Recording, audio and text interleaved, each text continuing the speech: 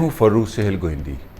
पाकिस्तान का जो मौजूदा सियासी बहरान है, एक तरफ पीडीएम है, अपोजिशन जमातें, मौलाना फजलुर रहमान की जमात, मियाँ नवाज शरीफ की जमात, आसिफ अली जरदारी साहब की जमात, और दूसरी तरफ इमरान खान है। और जो बहरान पैदा हुआ असम्बली में अदम एतमाद की तहरीक के बाद और डिप्टी स्पीकर की जो रूलिंग थी और उसके बाद सुप्रीम कोर्ट में मुकदमा गया, यानी कि पाकिस्तान का बालादस्त अदारा जो जमहूरी और कानूनी और आइनी अदारा है वो बेसिकली पार्लियामेंट है। यानी कि जो पार्लिमानी निज़ाम है वो वक्तन फ़वक्तन जब गिरता है तो सुप्रीम कोर्ट उसको जैसे भी उसको सहारा देती है और उसका जो कानूनी और आइनी उसकी तशरीह करके किसी जमहूरी आइनी हुकूमती बहरान को हल करती है। अब भी हुआ और इमरान खान की हुकूमत बहाल हुई, असम्बली बहाल हुई, फिर अदम एतमाद की तहरीक आएगी। लेकिन मेरा इस सारे बहरान पर जो नुक्ता नज़र है, देखें, तजिया ये नहीं कि इमरान खान ठीक है या पीडीएम ठीक है। तजिया ये है, क्या इस सारे बहरान में अवाम कहीं खड़े हैं? क्या अवाम के हकूक़, उनका जो आइन है पाकिस्तान के 73 का आइन जिसका सब जिक्र करते हैं, इमरान खान की पार्टी भी, इमरान खान भी और पीडीएम वाले भी, उस आइन की आर्टिकल 6 के अलावा भरा हुआ जो आइन है वो पाकिस्तान के लोगों के हकूक़ हैं। 1973 के आइन में ये कहा गया था कि 10 साल इस आइन पर अमल किया जाए तो यानी कि 1983 में पाकिस्तान बदल सकता है। लेकिन अफसोस पाकिस्तान की कोई सियासी जमात उन आइनी शिकों को कभी भी उनकी बुनियाद पर मुतालबा नहीं करते। जो पाकिस्तान में लॉन्ग मार्च होते हैं, अव्वल तो ये लॉन्ग मार्च नहीं है, लॉन्ग मार्च तो मौजे तुंग ने किया था। ये तो एक कंफर्टेबल ट्रैवलिंग है, आप लाहौर से चले जुलूस लेके, ये इसको लॉन्ग मार्च कह दिया गया है। ये लॉन्ग मार्च नहीं है। पाकिस्तान में हर सियासी इस्तिलाह का भी बुरा हाल हो गया, इनकलाब और इनकलाबी, इसी तरह लॉन्ग मार्च भी। लॉन्ग मार्च तो मौजे तुंग ने किया था, हज़ारों मील लंबा मार्च था और इनकलाब बर्पा किया था। ये लॉन्ग मार्च नहीं है, ये कैट वॉक है वो सियासी मरूसियत की। और जब पाकिस्तान में पीडीएम ये तहरीक चलाती है कि हम आइन की बालादस्ती चाहते हैं, जमहूरियत की बालादस्ती चाहते हैं, तो जमहूर कहाँ हैं? मैं पीडीएम का सपोर्टर होता अगर पीडीएम अपने आइन, अपने मुतालबात में ये कहती कि हम 2.5 करोड़ बच्चों को स्कूलों में तालीम देने का हक लेने आ रहे हैं, या पाकिस्तान के आइन के मुताबिक जैसे जुल्फ़िकार अली भुट्टो शहीद ने लैंड रिफॉर्म की थी, हम पाकिस्तान के 67% जो दही आबादी है उसके बेज़मीन किसानों को ज़मीन देने के हक दिलवाने के लिए आ रहे हैं और हम नहीं उठेंगे। तो पाकिस्तान की जो सियासत है ये ऑलगैर्की की तरफ चली गई है, ख़ानदानों की तरफ, और ख़ुसूसन मियाँ नवाज शरीफ का ख़ानदान जो है, जिसकी बुनियाद मियाँ शरीफ ने डाली थी ज़ियाउल हक की सरपरस्ती में 1980s में, 85 में नहीं, उससे पहले जब वज़ीर ख़जाना मियाँ साहब को बनाया गया। आज मियाँ साहब की जो तवील जद्दोजहद है उसमें मिलें भी बढ़ी, उसमें कारखाने भी बढ़े, उसमें सरमाए भी बढ़े। लेकिन जो इस सारी जद्दोजहद में जो मियाँ नवाज शरीफ साहब की जद्दोजहद है, सबसे अहम बात है कि ख़ानदान की लीडरी भी बढ़ी। आपने देखा कि ऊपर बाप मियाँ शहबाज शरीफ साहब नामज़द हो रहे हैं और नीचे वज़ारत आला के लिए, यानी ऊपर वज़ीर आज़म के लिए मियाँ शहबाज शरीफ साहब और नीचे वज़ारत आला के लिए हमज़ा शरीफ। और आप अगर ऐसे ही पाकिस्तान के अवाम करते रहेंगे तो हमज़ा शरीफ का बेटा भी सियासत में आएगा और मरियम नवाज़ की बेटे और बेटियाँ भी आएंगी। अच्छा, ये जमहूरी हक तो है, लेकिन ये जमहूरियत की रूह के ख़िलाफ़ है। हमारी सियासी जमातें जब तक इंट्रा पार्टी डेमोक्रेसी इस्टेब्लिश नहीं करेंगी, इनको इस्टेब्लिशमेंट ऐसे ही मारती रहेगी। अब बात यह है कि क्या पाकिस्तान का बहरान का हल हो गया सुप्रीम कोर्ट के फैसले के बाद? क्या पाकिस्तान, मियाँ शहबाज शरीफ अदम एतमाद की तहरीक लाते हैं, कामयाब होती है, मियाँ शहबाज शरीफ पाकिस्तान बदल देंगे? ये जिसको आप तरक्की समझे बैठे हैं ना, दुनिया जिस कदर आगे चली गई है, ऑरेंज तरक्की नहीं है, मेट्रो बस तरक्की नहीं है, ये मोबाइल फ़ोन का इस्तेमाल तरक्की नहीं है, ये तो टेक्नोलॉजी की वो ख़रीदी हुई टेक्नोलॉजी है जो हमारे जैसे पसमानदा समाज को मज़ीद पसमानदा कर जाती है। ये लॉलीपॉप्स हैं। पाकिस्तान के बदलने का आगाज़ तब होगा जब पाकिस्तान में लोग एंटी इस्टेब्लिशमेंट के साथ एंटी निज़ाम होंगे। मैं हमेशा कहता था कि नाअहलियत करप्शन से बड़ा जुर्म है। अच्छा, अब करप्शन तो करप्शन है ना, मैं उसका दफा नहीं कर रहा करप्शन का, लेकिन नाअहली भी जुर्म है। इमरान खान की हुकूमत और उनकी क़यादत की नाकामी दरअसल उनकी नाअहली थी। लेकिन पाकिस्तान की सियासत एक नई करवट ले सकती है अगर पाकिस्तान के अवाम इस अकीदा परस्ती सियासत से बाहर निकल आएं, अगर पाकिस्तान के अवाम इस तवाहम परस्त पॉलिटिक्स, पाकिस्तान की पॉलिटिक्स जैसे रिलीजियस सुपरस्टिशियस होती है, पाकिस्तान की पॉलिटिक्स भी सुपरस्टिशियस हो चुकी है। लोग अपनी अपनी पसंद के लीडर के बच्चे को, बेटे को, बेटियों को पसंद करते हैं और समझते हैं जी वाह वाह फलाम लीडर की बेटी ने कमाल तकरीर शुरू कर दी अपने बाप की तरह या अपनी मां की तरह। तो क्या इससे पाकिस्तान बदल जाएगा? क्या किसी की जहानत असम्बलियां तोड़ने से, तोड़वाने से, MNA खरीदने से इससे पाकिस्तान बदल जाएगा? मैं तो इमरान खान साहब का अक्टूबर 2010-11 से पहले से नकाब था कि आप इलेक्टेबल को, जब तक पाकिस्तान में आप इलेक्टेबल की पॉलिटिक्स करेंगे, जब तक पाकिस्तान में सियासत और इंतखाबात के अंदर गरीब का रोल नहीं शामिल किया जाता, यानी कि एक आम आदमी, तब तक पाकिस्तान नहीं बदल सकता। तो ये आज इमरान खान साहब को तो लेसन मिला, लेकिन मैं ये समझता हूं उसको शायद अभी कह रहा हूं लेसन मिला कि वो कह रहे हैं कि मैं इलेक्टेबल को नहीं लाऊंगा। क्या पाकिस्तान के अवाम ने सबक सीखा है इस सारे बहरान से? हम तो ऐसे अब्दुल्ला दीवाने हैं जो दूसरों की शादी पे नाच रहे हैं। और पाकिस्तान पीपल्स पार्टी 1977 से पंजाब छिना इनसे। पाकिस्तान पीपल्स पार्टी से पंजाब पीपल्स पार्टी का गढ़ था, और पीपल्स पार्टी असल में पीपल्स पार्टी ही तब होती है जब पंजाब इसके साथ होता है। मोहतरमा बेनजीर भुट्टो शहीद की शहादत तक उम्मीद थी कि पंजाब दोबारा शामिल होगा। आज पाकिस्तान पीपल्स पार्टी 1977 से छिनने वाली मकबूलियत को बहाल करने के काबिल है? पाकिस्तान पीपल्स पार्टी क्या पंजाब में लोगों को मुनज़्ज़म कर रही है? मैं आपको ये बात बताता जाऊं, मियाँ शरीफ का जो चश्मो चराग है ना, अब 13-14 जो सियासत और इक़्तिदार में है, ये पाकिस्तान पीपल्स पार्टी का सत निकाल देंगे। ये मैं आपको ईमानदारी से अपना वो तज़िया कर रहा हूँ जैसे इमरान खान साहब के आने से पहले कहा था कि ये ऐसे गिरेगा इमरान खान और उसकी हुकूमत कि इसकी हुकूमत के बिखरने का इसको अंदाज़ा नहीं होगा। अब अगर वो सबक सीखता है तो अगली बात। तो पाकिस्तान पीपल्स पार्टी जश्न मनाती है मौलाना फजलुर रहमान की क़यादत में और शहबाज शरीफ की क़यादत में। मैं जब ये मनाजर देखता हूँ तो मैं हैरान रह जाता हूँ। बहसीत जमहूरी खल्क पाकिस्तान के एक कारकुन और उसके फाउंडर की हैसियत से ये वो मैनिफेस्टो है जो हमने पाकिस्तान के लोगों तक पहुँचाया। इसमें पाकिस्तान के 73 के आइन की वो शिकें हैं जिससे पाकिस्तान बदल सकता है। क्या ये वोट की इज्जत दो, इस्टेब्लिशमेंट के हम खिलाफ हैं, ये बिल्कुल क्लीशेस हैं। ये बिल्कुल एक ऐसे फेक से नारे हैं जैसे कोई तवाहम परस्ती को मजहब समझ लेता है और लोग किसी बुत परस्ती को या पीर परस्ती को इस्लाम से जोड़ लेते हैं, जो कि शिरक है, पीर परस्ती, कब्र परस्ती। तो इसी तरह पाकिस्तान के 73 का आइन जो है वो पाकिस्तान के लोगों के रोटी, कपड़ा, मकान, तालीम, रोजगार, तहफ़्फ़ुज़ की ज़मानत देता है और उनकी सेहत की ज़मानत देता है। क्या हमारी सियासी जमातें इस बहरान के बाद भी इस काबिल हैं? मैं आपको वाज़ेह करता चलूँ, ये बहरान पाकिस्तान का हल नहीं होने जा रहा। ये ओवरऑलिंग करवाने गया था सुप्रीम कोर्ट में और ओवरऑलिंग करवा के वापस आ गई है ये नाकाम जो निज़ाम है पाकिस्तान का। मैं हमेशा कहता हूँ कि पाकिस्तान का जो इक़्तिदार का ढांचा है, ये बड़ी अहम बात करने लगा हूँ, पाकिस्तान का जो इक़्तिदार का ढांचा है ये ऐसी कीमे वाली मशीन है कि इसके अंदर मुर्गी डालें, बकरा डालें, कोई गोश्त डालें तो कीमा उसी का निकलेगा जिसका मैं नाम नहीं ले सकता, चूँकि इस्लाम में उस जानवर को हराम कहा गया है और उसका नाम को लेने को भी बुरा मनाया जाता है।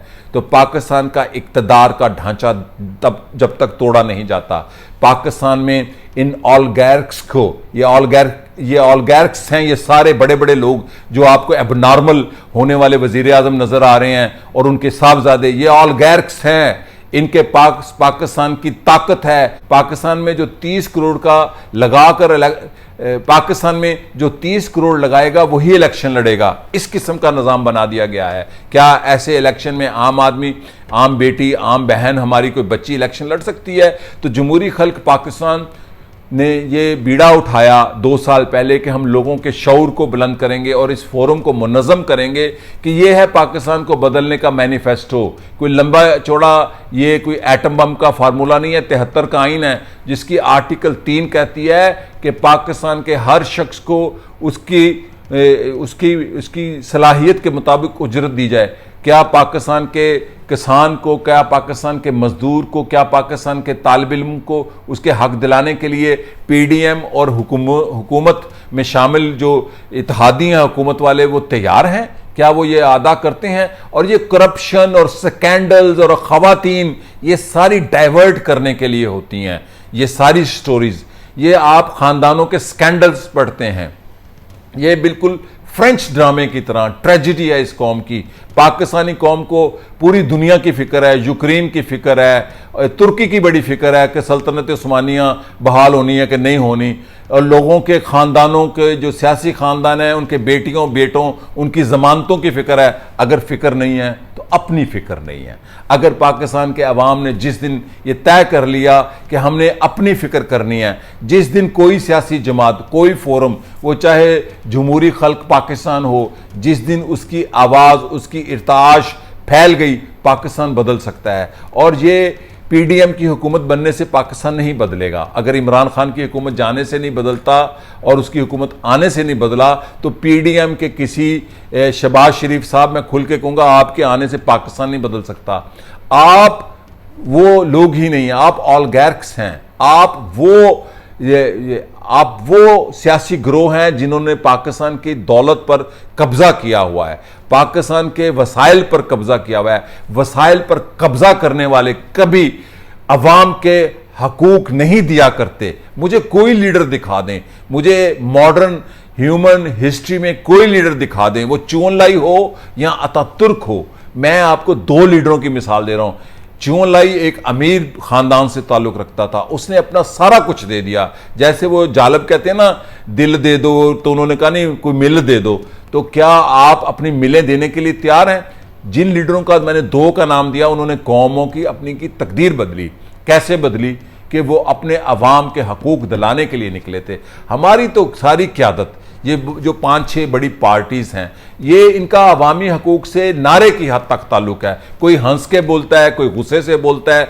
हमारे मौज़ूआत ये हैं, शख्सियात हमारे मौज़ूआत हैं। हमारे मौज़ूआत ये मैनिफेस्टो जो 73 का आइन कहता है, जो हमने जमहूरी खल्क पाकिस्तान के फोरम में लिखा हुआ है, वो कहीं भी नहीं है। आर्टिकल 6 का बड़ा चर्चा है, तो आर्टिकल 3 का क्या करना है? आर्टिकल 3 पाकिस्तान में इस्तेसाल का खात्मा करने का सबसे डिसाइसिव आर्टिकल है। आर्टिकल 3 1973 का। इसीलिए जमहूरी खल्क पाकिस्तान का जो मिशन स्टेटमेंट है, पूरा crux of our movement is article 3 के किसान को जमीन दो और जो इस्तेसाल ज़दा है उसका इस्तेसाल खत्म करो।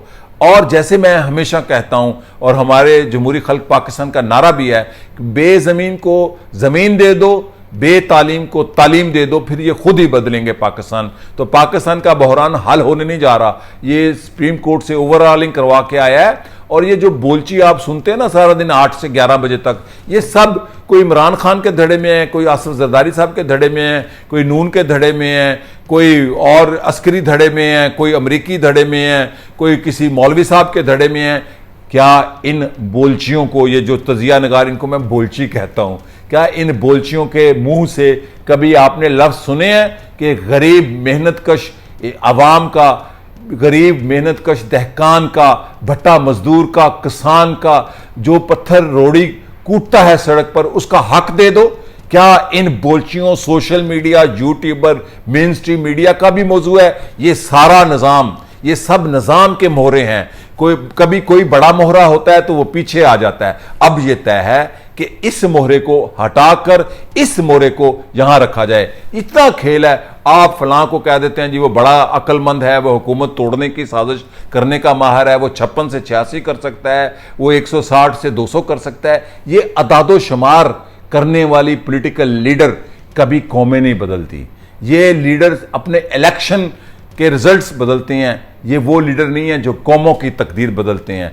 इलेक्शंस के रिजल्ट यानी कि ये पॉपुलर हो सकते हैं, लेकिन ये इलेक्शन तक सोचते हैं। जो कौमों की तकदीर बदलते हैं वो मुस्तकबिल में देखते हैं। तो मैं आपसे दरख्वास्त करूंगा कि आप जमहूरी खल्क पाकिस्तान के मैनिफेस्टो को एक दफ़ा ज़रूर पढ़ें। जो इसको पढ़ना चाहते हैं, इसकी सॉफ्ट कॉपी मैं सोशल मीडिया पे शेयर करूंगा, पढ़ें और अपने शऊर को बुलंद करें।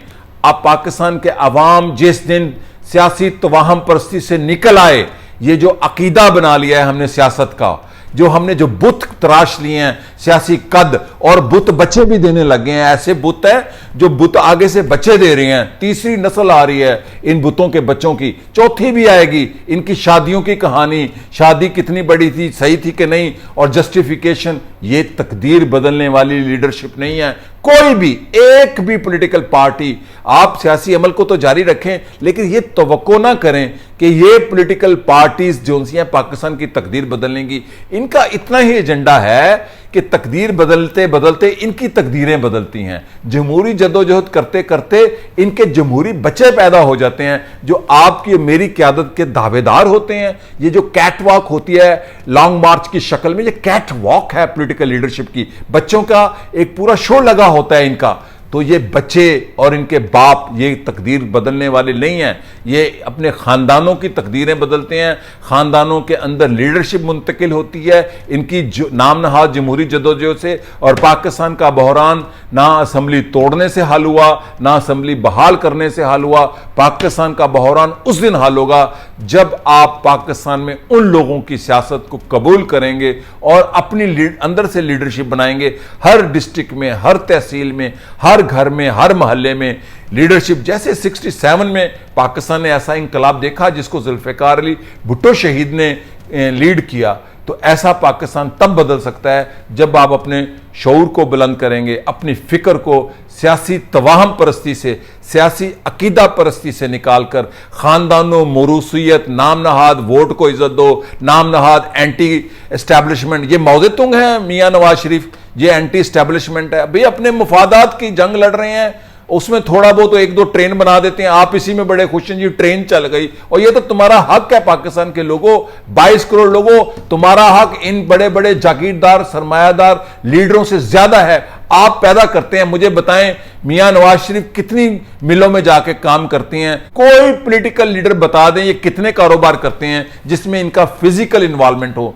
पाकिस्तान की पैदावार 67% पाकिस्तान के दहकान करते हैं।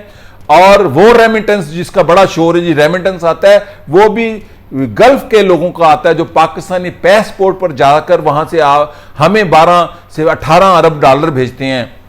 और इसी तरह वो पाकिस्तान की खवातीन, मजदूर, भट्टा मजदूर, किसान, मिलों में काम करने वाले, दफ्तरों में काम करने वाले लोग, नौजवान, बच्चे बच्चियां, वो पैदावार करते हैं।